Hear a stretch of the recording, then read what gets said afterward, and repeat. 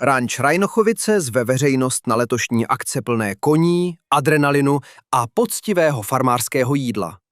Letos si připravili pestrý program, který nadchne milovníky koní, westernové atmosféry i rodiny s dětmi a přináší tak jedinečnou pozvánku na akce v srdci přírody, kde se snoubí tradice, sport i zážitková gastronomie.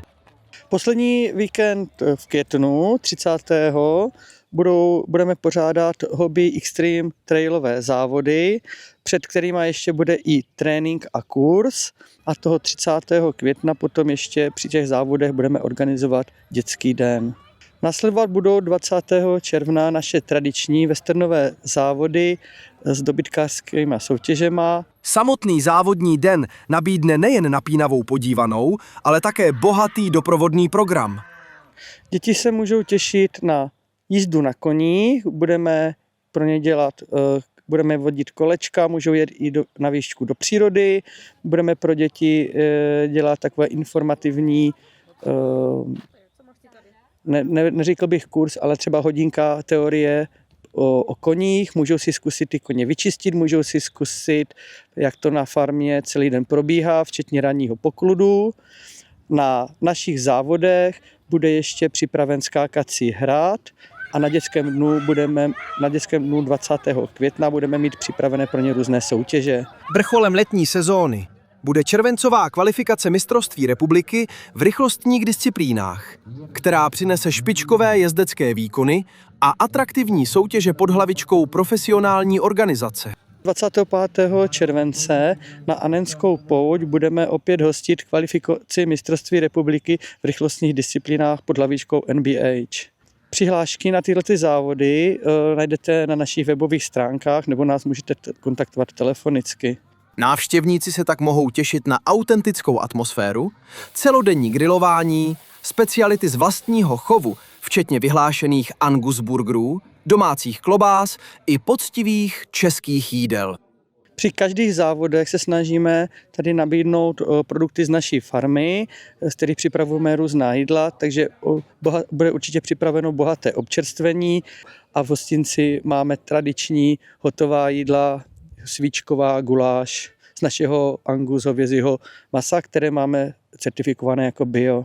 Ranč Rajnochovice však není jen o závodech, ale i o pečlivé přípravě, kdy se trénují koně na práci s dobytkem, ladí jejich ovladatelnost a sehranost s jezdci.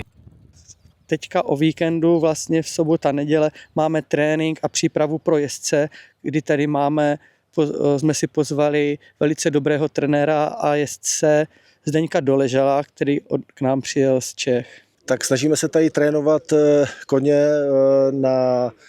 na to, že mají pracovat s dobytkem, snažíme se je přijezdit, aby byli ochotní pracovat s dobytkem, aby znali manévry, aby se naučili sledovat kravičku a byli spolehliví parťáci do práce. Nejdřív je potřeba ty mladý koně rozhýbat, aby se trošku ohřáli svaly, aby se jim nestal žádný úraz.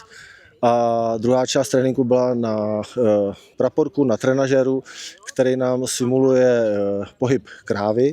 Ten praporek představuje kravičku, kdy ten koníček se má naučit sledovat tu kravičku sám, otáčet se za ní a vzít tu práci jakoby za svou a pomoct tomu jezdci vlastně hlídat tu krávu.